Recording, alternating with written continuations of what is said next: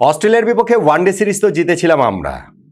২১ বছর পর ওয়ানডে জয়, সেইটাকে সিরিজ জয়ে কনভার্ট করা, সেইটাও লাস্ট ম্যাচটা একটুর জন্য যে জিততে পারলাম না, বাংলা ওয়াশ করতে পারলাম না, তুমুল গর্বের মধ্যেও আমাদের ওই প্রবল আক্ষেপের জায়গাটা ছিল। কিন্তু টি-20 সিরিজের শুরুটা বাংলাদেশের ভালো হলো না।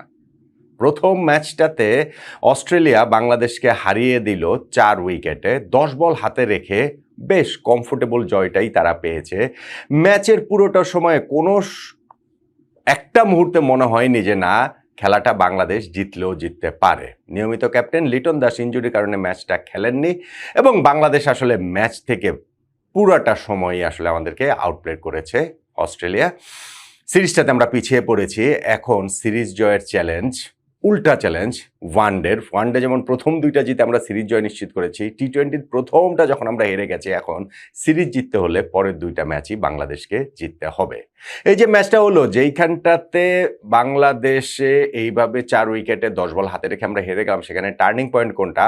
ক্যাপ্টেন লিটন দাস ইনজুরির কারণে খেলতে পারেননি। এইটাই কি বড় একটা বিষয়?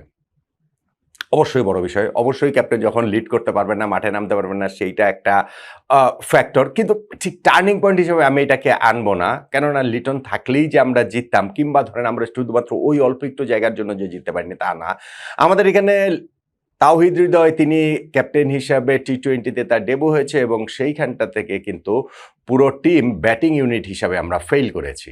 বাংলাদেশ মাত্র ১৩১ রান করেছে, ওয়ারেস টসে জিতেছেন আমাদের ক্যাপ্টেন তাওহিদ হৃদয় এবং তিনি বলেছেন যে বাংলাদেশ এইখানটাতে ভালো উইকেটে একটা বিগ স্কোর করতে যায়, সেই বিগ স্কোর তো আমরা করতে পারিনি। কিভাবে পারিনি? আমাদের ফেলিওরটা কতটা তা বোঝা যায় আমাদের পার্টনারশিপ গড়ার ব্যর্থতায়।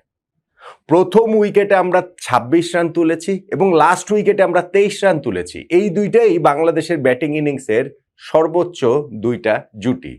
তাহলে হচ্ছে কি, আমাকে বললেন যে এই ২৬ রান ২৩ রান যদি সর্বোচ্চ দুইটা জুটি হয়, এই দলের স্কোর টি-20তে একটা কম্পিটিটিভ জায়গায় যাবেটা কি? আমাদের যায় না, আমাদের মাত্র ১৩১ রানে ইনফ্যাক্ট আমরা আটকে গিয়েছি।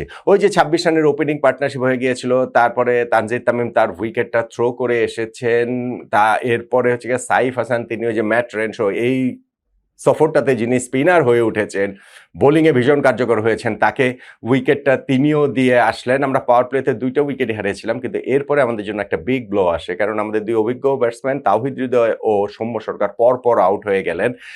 সৌম্য সরকার এই ম্যাচটাতে একাদশে ঢুকেছেন লিটন দাস না থাকার কারণে। ইনফ্যাক্ট তাকে টি-20 টিমে অ্যাডই করা হয়েছে এবং তিনিও তার স্ট্রাগলিং একটা ইনিংস, সেই ইনিংসটা খেলে তিনি একটা ব্রিলিয়ান্ট নিখিল চৌধুরীর কাছে শিকার হন। আর তাওহিদ হৃদয় আউট হয়ে গেছেন অ্যাডাম জাম্পার গুগলিতে। অ্যাডাম জাম্পা যে এই যে 2টা উইকেট পরপর নিল, সেইটাই কিন্তু বাংলাদেশের স্কোরটাকে আর অত বড় হতে দেয়নি। আমাদের ব্যাটিং ইনিংসের যে, বা পরের দিকেও যারা এসেছেন তারা কেউ আসলে বড় স্কোর ওরকম করতে পারে না। আমাদের ব্যাটিং ইনিংসের যে একটা বড় ব্যর্থতার জায়গা, স্কোর করতে না পারা, পার্টনারশিপ করতে না পারা, এবং সেটা হচ্ছে কি স্পিনের বিপক্ষে আমাদের হাঁসফাঁস করা। আপনি দেখেন যে বাংলাদেশ যে 10টা উইকেট পড়েছে, সেইখানটাতে অস্ট্রেলিয়ার স্পিনাররা 8 উইকেট নিয়েছেন। অ্যাডাম জাম্পা লেগ স্পিনার, তিনি নিয়েছেন 3 উইকেট। এই ম্যাচে অভিষেক হয়েছে বাঁহাতি স্পিনার জোয়েল ডেভিস, তিনি 3 উইকেট নিয়েছেন এবং ম্যাট রেনশো 2টা উইকেট নিয়েছেন। সো বাংলাদেশে খেলা প্রতিপক্ষ অস্ট্রেলিয়ার স্পিনাররা আমাদের 8 উইকেট নিয়ে নিল।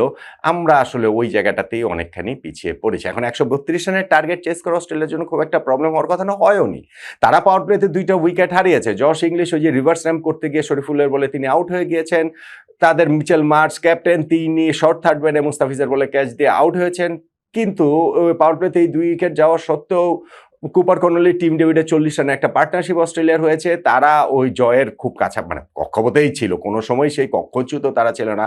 আব্দুল গাফফার সাকলেন, যিনি এই ম্যাচটাতে যার ডেবু হয়েছে, ইনফ্যাক্ট গত সিরিজটাতে দলের সঙ্গে ছিলেন, ডেবু হয়নি, এই ম্যাচটাতে ডেবু হয়েছে এবং সেইখানটাতে তিনি পার্টনারশিপ ব্রেক করেন, 2টা উইকেটও তিনি পান। অস্ট্রেলিয়া শেষ দিকে গিয়ে আমরা আরও 4টা উইকেট নিয়েছি, কিন্তু কোনো একটা সময় যে মনে হয়নি যে বাংলাদেশ এই ম্যাচটা জিতলেও জিততে পারে। শেষ পর্যন্ত 10 বল হাতে রেখে 4 উইকেটে অস্ট্রেলিয়া ম্যাচটা জিতে গেল। বাংলাদেশ সিরিজে কিন্তু এখন পিছিয়ে গেল।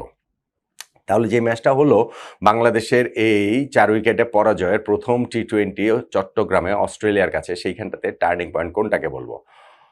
লিটন দাস না খেলাটা আমি বলছিলাম যে না, সেইটা না, কিন্তু আমাদের ব্যাটিং ব্যর্থতাটাই ওভারঅল বাংলাদেশকে ম্যাচ থেকে ছিটকে দিয়েছে এবং সেই জায়গাটাতে আমি মনে করি 2 অভিজ্ঞ ব্যাটসম্যান তাওহিদ হৃদয় এবং সৌম্য সরকার, তারা যে আউট হয়ে গেলেন, অ্যাডাম জাম্পা যে এই 2টা উইকেট নিয়ে নিল, সৌম্যর একটা ব্রিলিয়ান্ট ক্যাচ নিখিল চৌধুরীর এবং জাম্পার বলে হচ্ছে গিয়ে মানে স্লগ করতে গিয়ে বোল্ড হয়ে গেলেন গুগলিতে তাওহিদ হৃদয়।